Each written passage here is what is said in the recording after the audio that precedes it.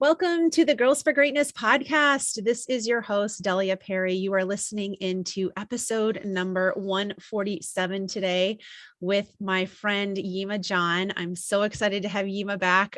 This is our real life, real talk series. This is actually one of the first of those episodes that I'm doing now in season 4.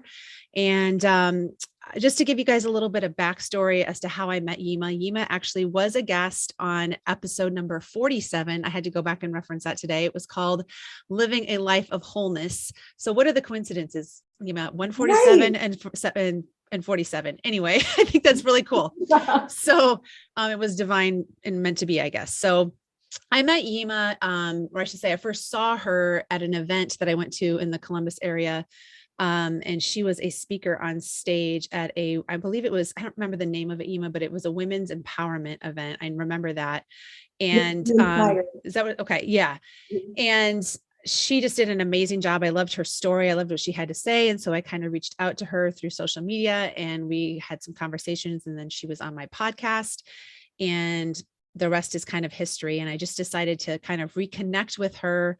Just in the last few weeks, we've been trying to align and get on the phone and chat, and just had a really, really great conversation. And I knew that some of the shifts that she's made in her life, some of the things that she's been up to, would really resonate with all of you listening and watching. And so I asked her to come back and be a part of this great conversation. But just to give you a little background as to what she is up to and a little more about Yiema. Yiema is a multi-passionate, heart-centered leader based in Columbus, Ohio. This pageant queen, campaign manager, community leader, volunteer, and public relations and communications professional strives to live life on her terms and truly is the prime example of a modern Renaissance woman. Love that. Believing that everyone possesses the ability to live their best lives, she helps inspire others through her group, She Radiates 614, and on her podcast, Everyday Grateful. In her downtime, she enjoys yoga and hanging out with her pups, Milo and Kobe. So cute. What kind of dogs are they? They're pugs. So Kobe is a full pug, love it. And Milo is a Shar-Pei pug mix. So cute. So cute. Well, welcome back. Welcome to the show.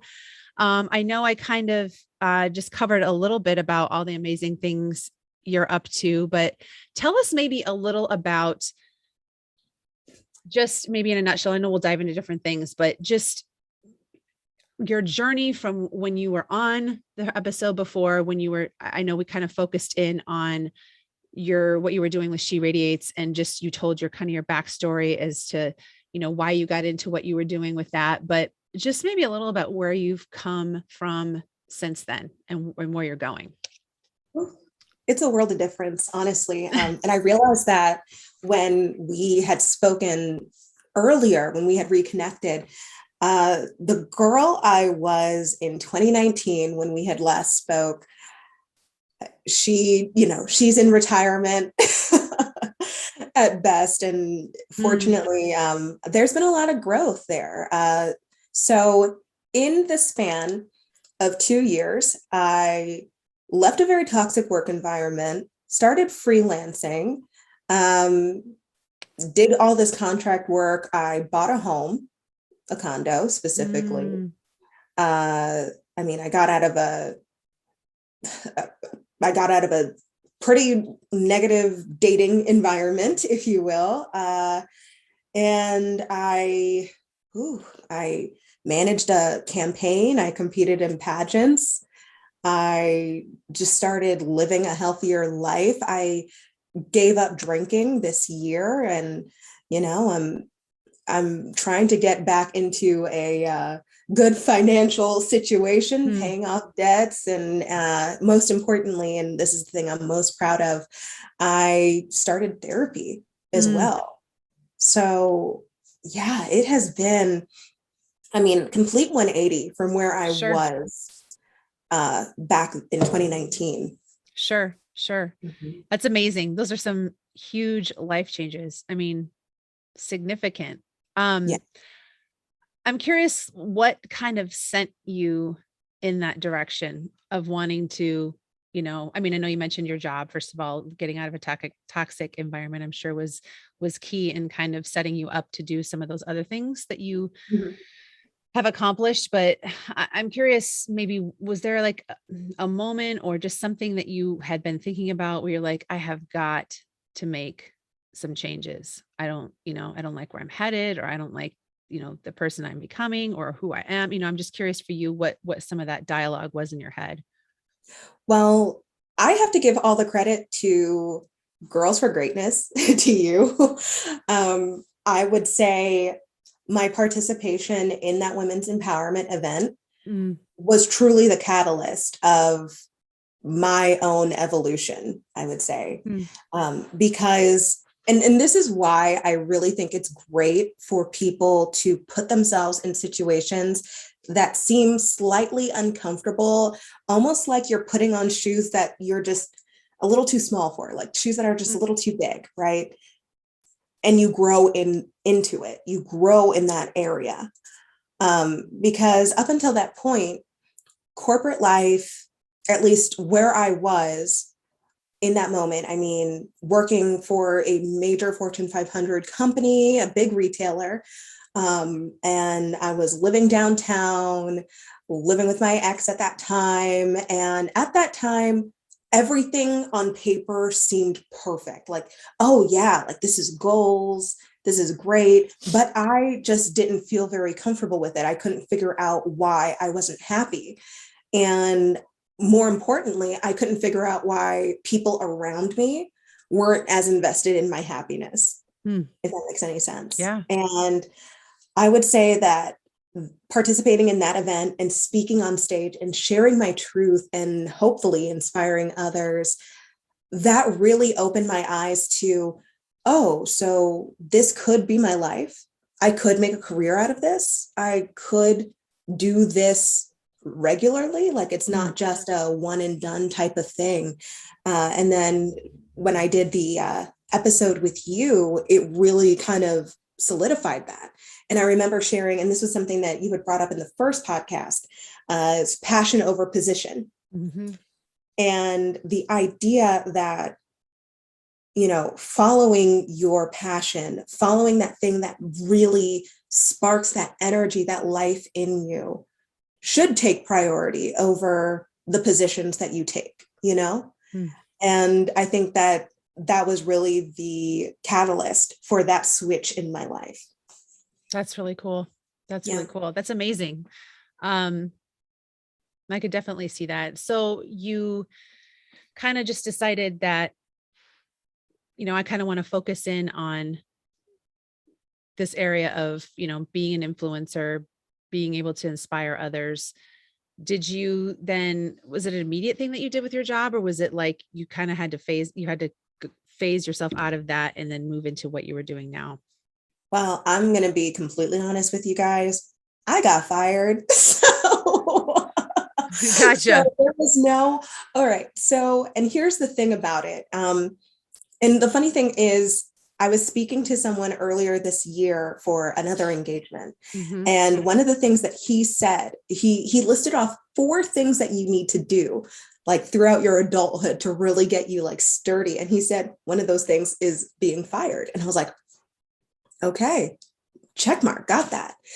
So the reason why I got fired, I would say, is more so obviously, for whatever corporate reasons, but also, and I think this is the biggest thing, I myself was so confused and so wishy-washy on what I Mm-hmm. wanted. Mm-hmm.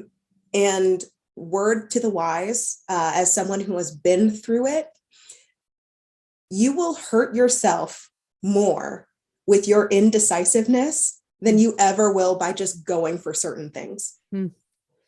And here I was very much so straddling the line. I knew I wanted to go that influencer route. I knew I wanted to help motivate and really form these groups. Like I had it in my head, but I was almost too scared to admit it to myself. And that was really translating in my everyday actions. And I remember my manager telling me at the time, oh, it's like you don't really want to be here. And how do you tell your manager? How do you tell your employer? It's not that I don't want to be here. It's just kind of like, I need to be here because I don't know what I want to do. And no one wants to hear that. Right.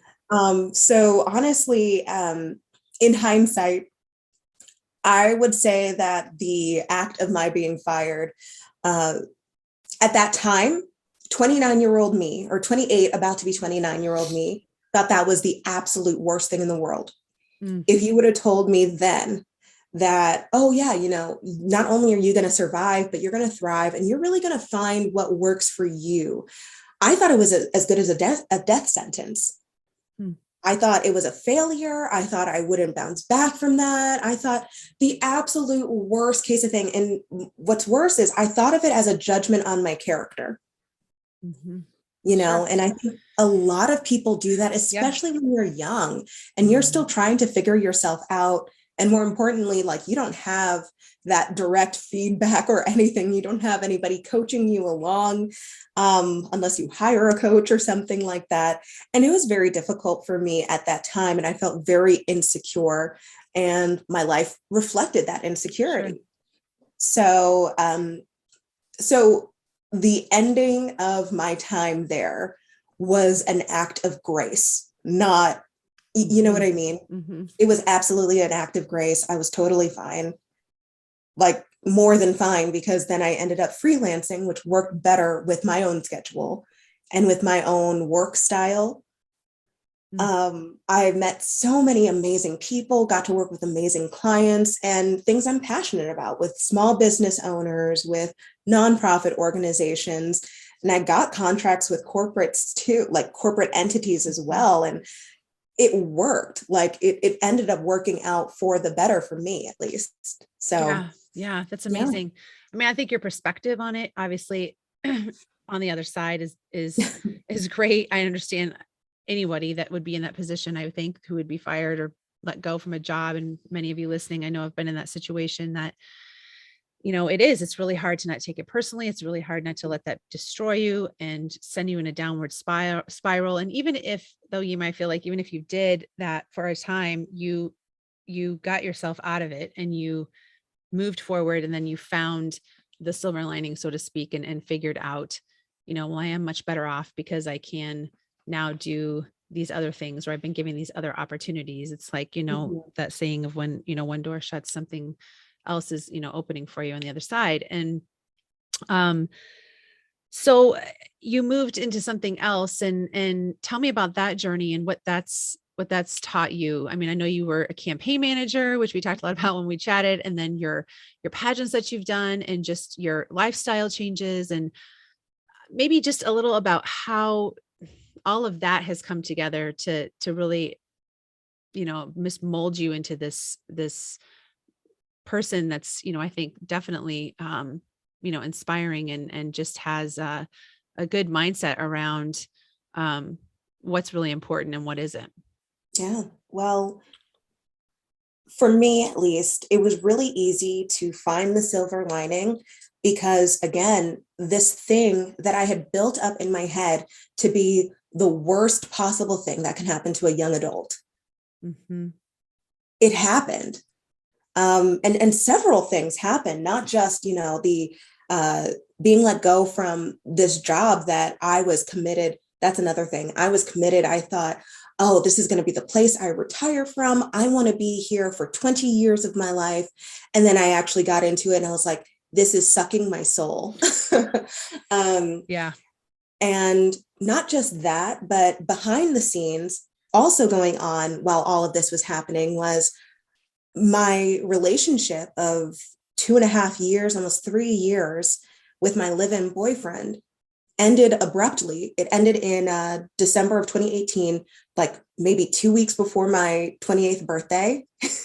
So that happened. And like, I was living with my dogs, the 2 dogs, in my best friend's guest bedroom on a couch. I was couch surfing. And again, to me, I felt like this is what you're supposed to be doing in your late 20s. You're supposed to be successful. You're supposed to be, either engaged or married. I'm supposed to be. There were so many things that I'm supposed to I'm supposed to insert blank here, that either did not happen for me in that season of time, or it just completely fell apart and I'm starting from ground zero. Um, and I was just like, okay, well, the only way is up. This is Yiema's rock bottom right now. There is no way else but up. Like the way I was feeling, and I just felt very hopeless and just kind of going through the motions and stuff. There was no way but up.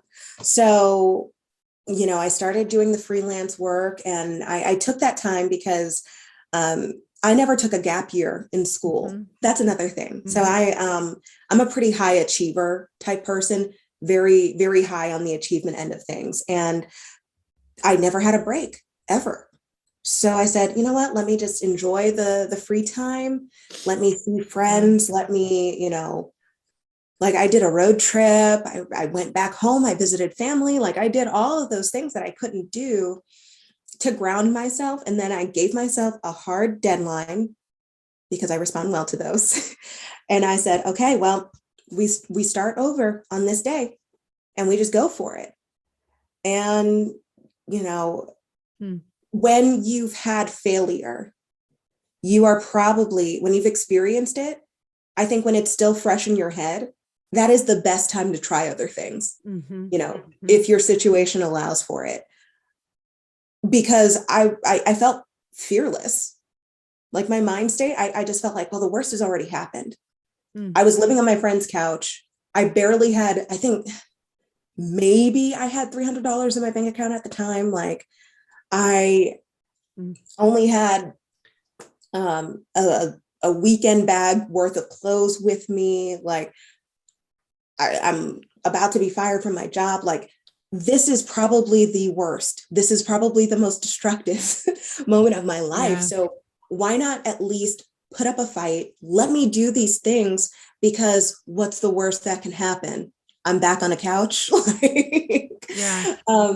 And that fearlessness and that freedom from judgment from myself and from others, I was just like, no matter what anybody said to me, my friends, my family, I just felt like there's nothing that anybody could say to me in this moment that I either haven't said or thought about myself. And I don't fault anybody or anyone for doing things that are trying to improve their situation. You know, like I'm taking these classes, I'm going to these meetings, and I'm getting these business cards made. I have this website made, all of this stuff. Like I am proactively trying to switch my life over. This is not going to be easy. And I know that, and I'm ready for that. But as long as I am taking steps forward, I don't care if I get knocked down.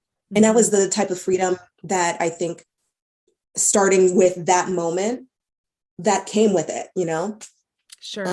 So it felt pretty good. And once I actually started making some traction, like, oh, I actually started getting contracts. Oh, people actually like my work. And I started getting that positive feedback from the universe around me. It was just like, oh, cool. Like now I'm here, I'm steady. All right, let's go up to the next level. What's another thing? Now that I've mastered this, what's the next thing? What's the next thing? And then 2020 happened. And that was, again, it was another moment where it's like the world is on fire. There's nothing I can really do about it. But because there was nothing I could do about it, again, I was just like, oh, cool. Like I get another break. I was supposed to, again, in 2020, I should have exceeded my salary from my old job, just from freelancing and contracts and everything. It was going to be the year that I surpassed that income. And that would have been a little over a year from the time I got fired, completely replaced my income. And then it happened. And I was like, okay, well, if this is what's supposed to happen, then this is what's supposed to happen. I just want to survive. So, actually, it really turned out for the better for the health aspect of things. So I am so guilty of just prioritizing the professional side of things. Sure. When I get into that survival mode, I become all work, all work, all work. And my health, my weight, I'll be completely honest, like physically, I looked like who done it and why. You're funny. But seriously, and I want to stress the importance of prioritizing all of you, not just sections of you. Sure. Because it shows, it really does show.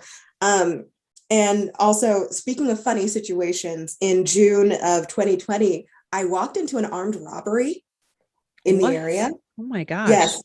When I say I walked into it, like I saw the recording too. So oh my gosh.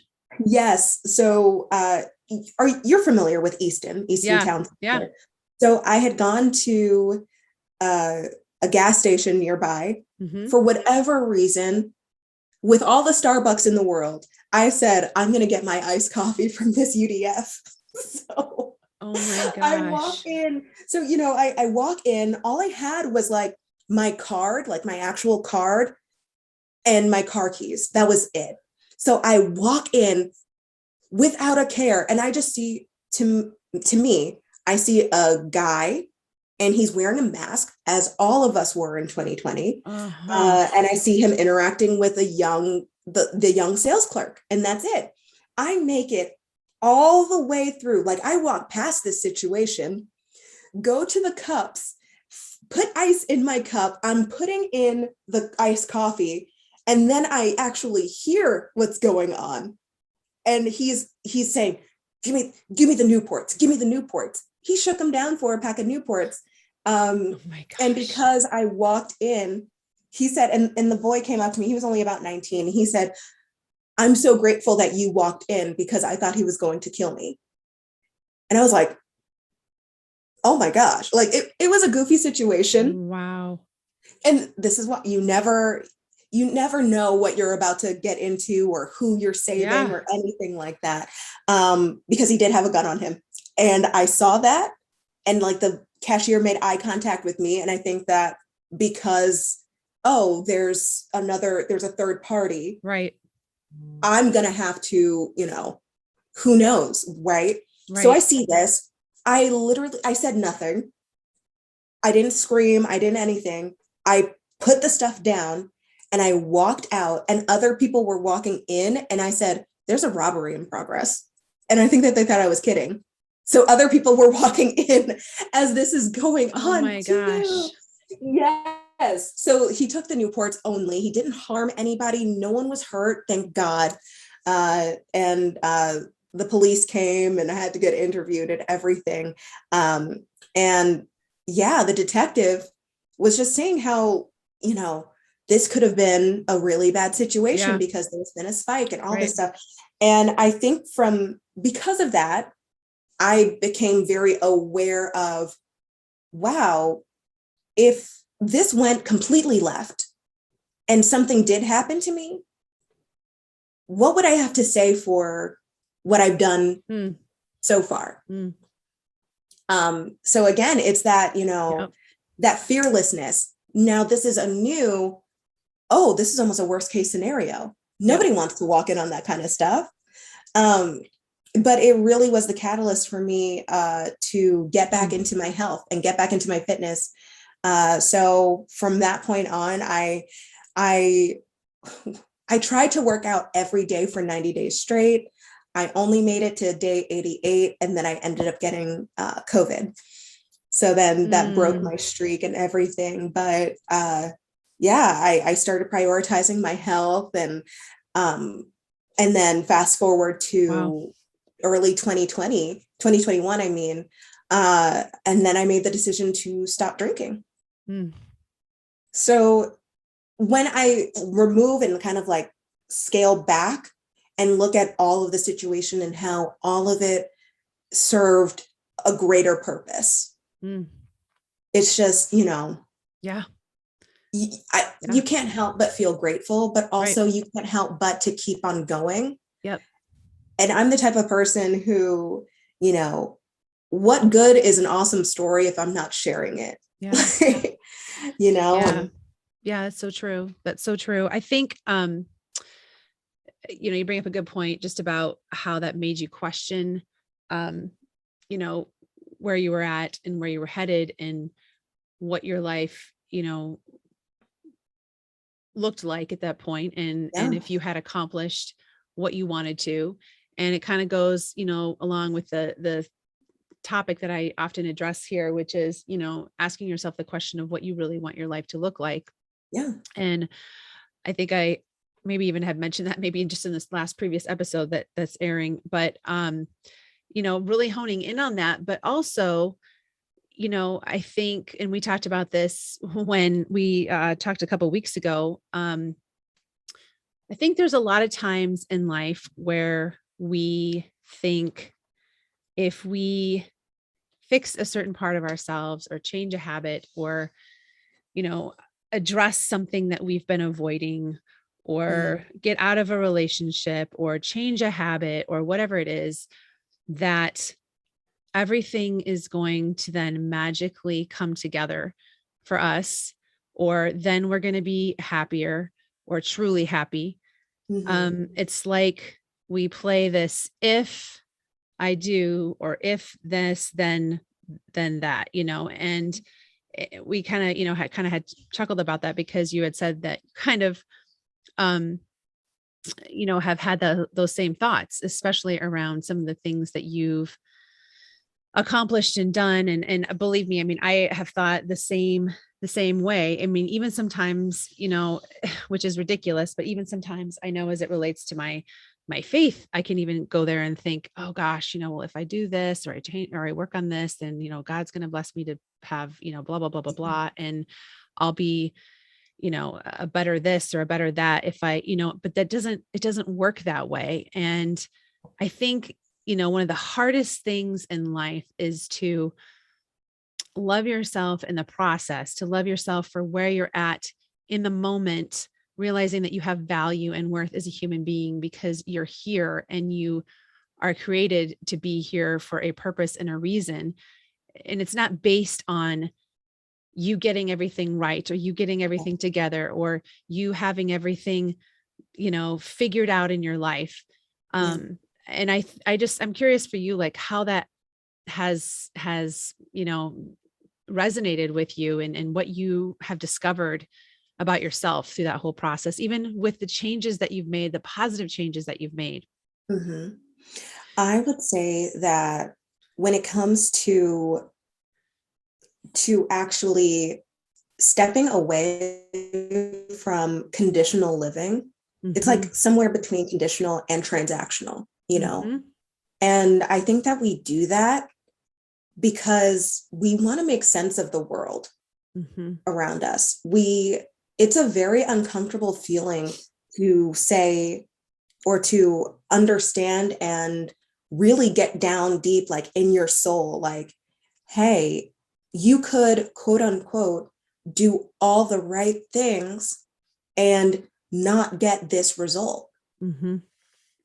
I would say that the biggest leap of progress, and I do mean the quickest leap, the growth, the progress, the most progress I've ever seen in my life happened in 2021, in this year, because I finally understood that concept of, yeah, I could do XYZ thing, execute it perfectly and beautifully and put my whole heart and soul into it. It doesn't mean or guarantee anything. But that's the beautiful part about life. Because, and if you think back to all of those situations that I've been in, if I had it my way, if I did everything that I wanted to do or the things that I had prayed about, whatever, I would still be in a job I hated. I still would be in a relationship, probably in a marriage that I didn't really feel great about in the first place. I still, there's so many different things. Sure. And you know, I'm so grateful that those things didn't work out now. Right. And when I finally learned that the happiness, the progress, the journey, if you will, that really is, that's the goal. It's not the final product because, and I'll tell anybody listening, especially the young listeners here, if you are waiting for perfect circumstances or anything like that to do something, or if you really think, oh yeah, if I get this one thing, if I, make that team, if I get that boyfriend, if I hit that magical weight, then my life will be happy. When you're living for that thing and you make that an idol in your head, it leads to a whole life of disappointment because chances are you hit that mountaintop that you work so hard for and it never looks the way that you thought it would. Mm-hmm. Mm-hmm. We just put these like rose-colored glasses over everything because it is better than where we are right now, or it seems easier. I know for me, with everything that I've done, the one thing I didn't understand and realize was the responsibility that comes with it. With success comes responsibility. That's the cost. That's the exchange there. And if you're not ready for it, if you're not preparing for that win, if you're not really soaking up all of that experience and really taking in that progress, you're going to get there and you're going to be just as unhappy. And that's when you hop to the next thing. You're hopping into the next thing. Maybe I'll get fulfillment here. No, it starts with you first. You become that whole person. You do the work. You get healed. You get functioned and run to your best ability, right? And then, and only then, you can go into any situation and it'll be a good situation. Or, and this is even better, and this is something, again, that I attribute this whole year to, you'll end up in a situation that isn't a good fit, and you'll be able to pick that out really quickly. I think that's even, I would say the increase in my discernment is probably one of the things that I'm most excited about. Because a lot of us will stay in situations for too long because this is what I wanted. This is what I was praying for. This is what I was hoping for. This is what I was manifesting. Right. And it's not what I wanted it to be, but dang it, I put in all this work. Right. And that's not the point. Right. Yeah. The point is you, the development of you, the growth of you, that is what matters. And then you move out of that wholeness, Yeah, that's so true. That's such a great point. Such a great reminder, Yiema.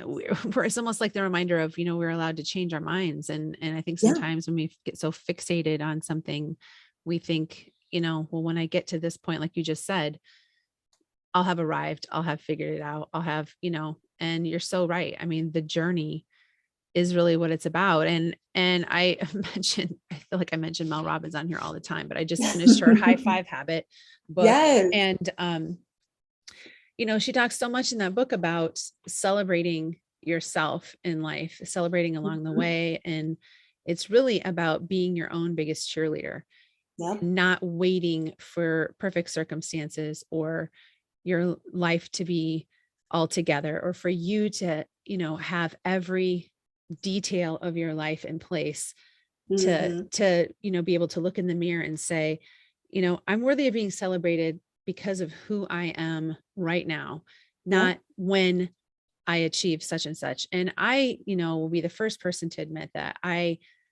lived my life the total opposite of that for decades.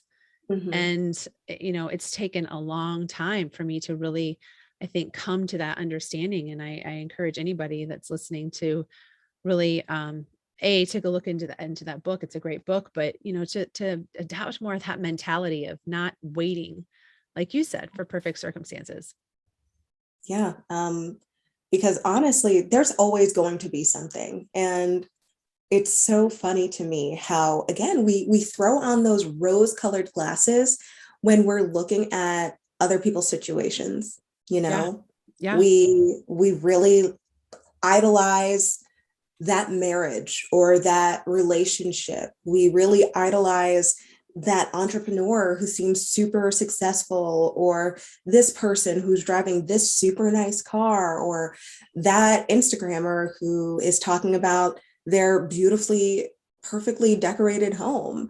And even with as transparent as a lot of people are, I think that it's so easy to water every situation down and say, oh, well, if I had XYZ, then I would have made it. Then my life would be perfect. Yes. And not realizing, again, the responsibility that comes with those things. Like at every level, there is a trade-off. And sometimes you're not really willing to make that trade. Mm-hmm. So I like that you mentioned, that you can change your mind. Yeah, exactly. You can change your mind, and your mind is going to change often. Right. Yeah, exactly. So tell us where you're headed next, Yiema. Like, what's next for you? Oh my gosh. Well, As we kind of wrap up. Yes. Well, I know the holiday season at the time of this recording is on us. So I am very excited to just enjoy the holiday. And then for 2022, I'll be kicking off some more things for She Radiates, actually. We took and by we, I mean me, took a going on 2-year hiatus while I was kind of pursuing other things and getting back into the swing of things, and still in the pageant world, just in a different capacity. So more to come there, and still very involved in my community. One of the things, a byproduct of all of the things I was doing, is I get to speak and mentor girls. And that's something I absolutely adore, especially in minority inner city communities too. Also some fundraising. So something I'm very passionate about is food security, or rather insecurity in these areas. So doing some fundraising to help support local organizations and help feed my neighbors. So that's awesome. Very exciting. That's awesome. Yeah. I love it. I have no doubt that you're going to make a huge impact with all those things. It's so cool. It's so cool. I'm excited to see what happens. So I know when you were on before, some of the questions were similar, the last questions that I kind of come to, but this question, I know you've not answered because it's new to this season, but I'm curious for you, how do you embody greatness in your own life? Ooh, that's a really good question. How do I embody greatness? I would say I embody greatness by leading with my heart and staying true to myself. For a long time, I really tried to emulate, if not duplicate, what other successful people did. I thought I had to be this cold, very exacting human, void of emotion and whatnot. I thought that was how people would take me seriously. I had to really, be to almost like, oh, I have to be a man, or what people perceive as masculine in order to be taken seriously. And this is another thing, if we, to dive further into nuance, as a woman of color, I think that's something that a lot of women of color struggle with, especially with Black women, taking on these masculinized traits in order to get ahead, in order to be leaders, when truly the best part of these past few years has been taking a step back and admitting I needed help when I needed it, and receiving and enjoying and being creative and being more flexible and fluid, truly embracing the more feminine side of me. and restoring that balance. And for me, that comes from the heart. Yeah. So that's awesome. That's awesome. I love that. That's a great reminder. Well, Yiema, thank you so much for coming on again. It was so fun. I've loved our conversation. Just congratulations on all the things, in the last couple of years. And I just, like I said, I know that you're going to continue to do just amazing, amazing things. Your story is so inspiring. And I think you've just given us so many wonderful things to think about. So thank you so much for taking the time to come back on. Thank you for having me. Thank you.